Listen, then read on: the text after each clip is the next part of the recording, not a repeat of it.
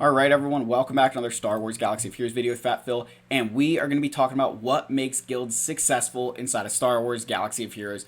So let's dive right into this, guys. What's going to make guilds successful? And I'm going to say what spawned this was, we had a player in my guild that we recently had to let go, and he was a good player, right? It was not that he wasn't a good player, wasn't necessarily a like that he wasn't contributing, hitting 600. He was very active. He just wasn't fitting in. He wasn't being a good guild mate. So we're going to talk about what it takes to be a successful guild and how to avoid a situation that my guild kind of found itself in with this player. So let's dive right in, guys. Let's talk about Star Wars Galaxy of Heroes and how to be successful in guilds.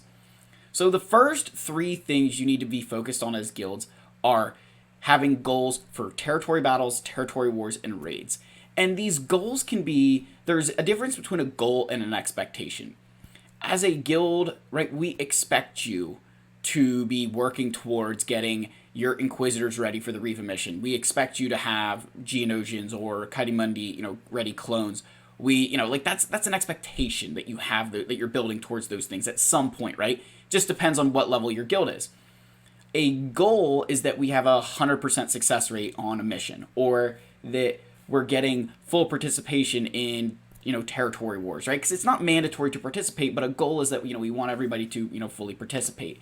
In raids, right, our goal is that we're hitting as hard as we can and doing as much damage. So you've got to build these goals, and they've just got to make sense for your guild. So having goals is important, but you also need to set what your expectations are. And don't be a guild, I'm going to say this here, don't be a guild that, if my guild was like, you have to have Inquisitors to be able to be in here.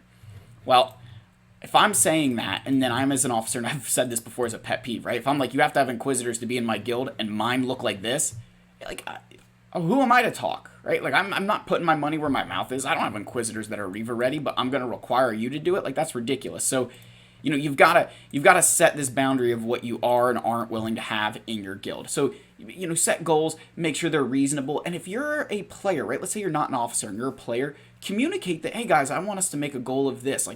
You've got to be able to voice your opinion. Don't feel like you have to not say something because you're not an officer.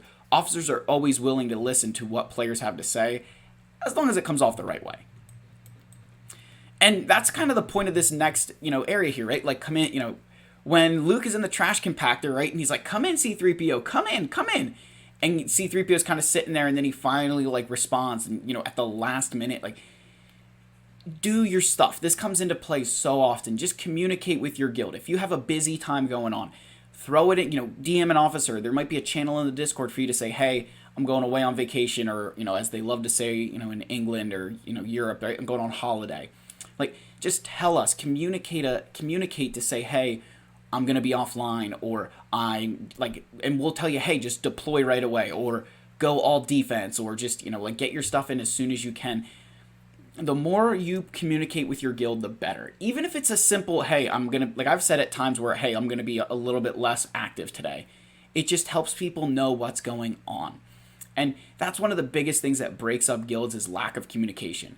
That I can 100% tell you that I've been as an officer, that when it comes around to, we had 2 players who missed a territory battle phase, right? And we're thinking, okay, do we need to move on from somebody? They're not really participating. If we'd had one who's been telling us, hey, I'm going to be away, this is happening, that is happening, we're much more inclined to keep that player than the one who's just been silent, not responding, not communicating, because that communication is so important to us. We could at least expect that, hey, this guy, we're not going to be seeing him during TV, but this dude, we haven't heard anything. We don't know what's going on. So you've got to be in constant communication, both as an officer and as a member of the guild. You got to do it both ways.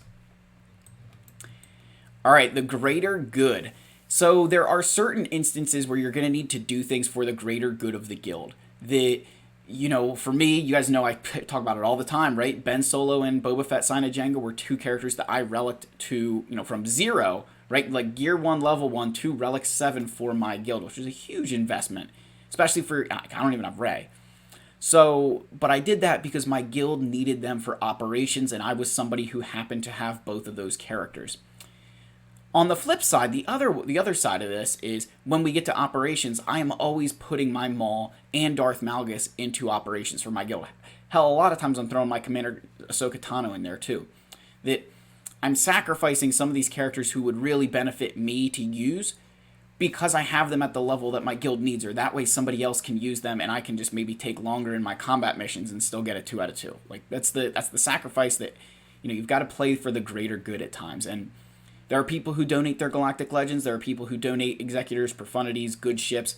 Like, do what's best for the greater good at times. Don't just focus on, I need to get the most CMs or I need to do this. Like, a lot of times those operations, especially in this new territory battles, are so vitally important that combat missions really don't mean as much. So you've got to do things for the greater good.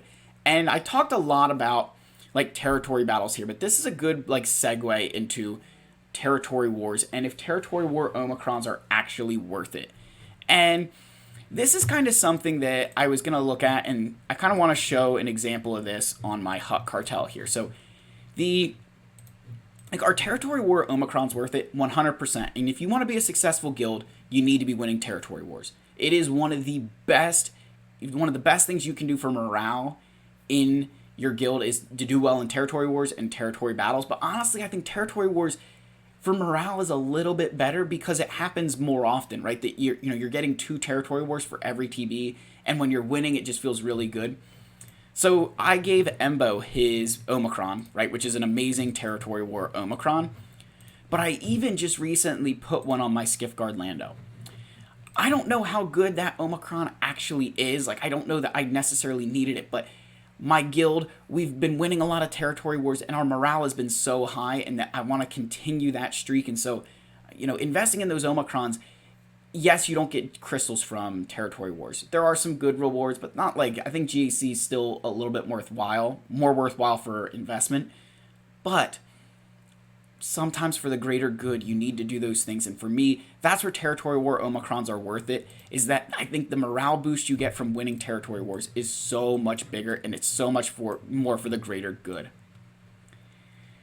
And then finally, like the last thing, right, you've got the Kylo Ren unmasked, and you've got, General Hux here. Like, what are they doing here? Like, don't be like these guys.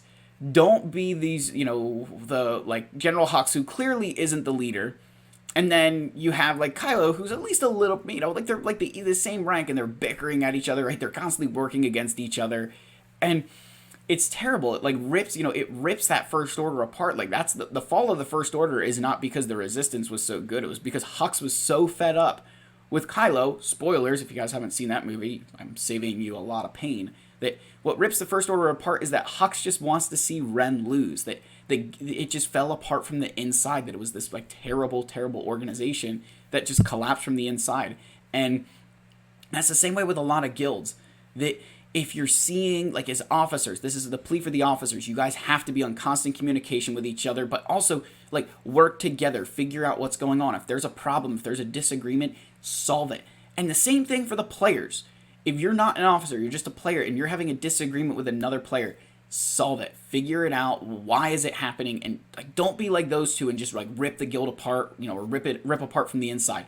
Solve it, get it out there, and get it addressed. Being a successful guild is so important. Like, if you're in a dead guild, it is amazing to me when players who I've had come into my guilds and say, wow, this is so much better than the last place I was at. Not only are they getting better rewards, but they're enjoying the game again. There are plenty of guys I know who will 100% not invest in the game. They won't spend money or anything because their guild is that bad. So that's my advice if you guys want to be in a successful guild. And unfortunately, like, this kind of spawned from just a player who was kind of being like this, who was kind of ripping our guild apart, and he wasn't a bad player. I 100% respected the knowledge that he had. He was very knowledgeable. He was a good player. Unfortunately, he just was calling people out for dropping battles, or, almost acting the officer part, but not really in a way that was good. Like, when we're asking you to deploy, we're not going to shame you, right? Like, we're just trying to say, hey, go deploy. Like, he just would, he was doing some things that were a little bit, and I think it was coming from a place that he was trying to care and just be very competitive about the game, but it just really wasn't working out. And so, we had to let him go, and it just kind of escalated to a point that it was not okay for my guild. And, and it's unfortunate because he was a very good player. Like, I don't want people to think that, like, this guy was very good. Like, definitely one of the better players. So it's unfortunate, but it is what it is, guys. If you want to be a successful guild, sometimes you have to make those tough decisions. It's why Terrell Owens stopped being an Eagle. For those of you who love sports analogies, you know that as good as Terrell Owens was, he was a cancer in the locker room, and so they had to let him go. That's the video, guys. Let me know what your thoughts are down below. Before we get out of here, you know the drill. We need to pay homage to our king, Wampa. If you guys want to see Wampa hit Relic 8 live on stream, all you need to do, get this channel to 5,000 subscribers. When we hit 5,000, Wampa will hit Relic 8. That's it, guys. I love all you. May the force be with you, and I'll see you guys in the next video. Cheers.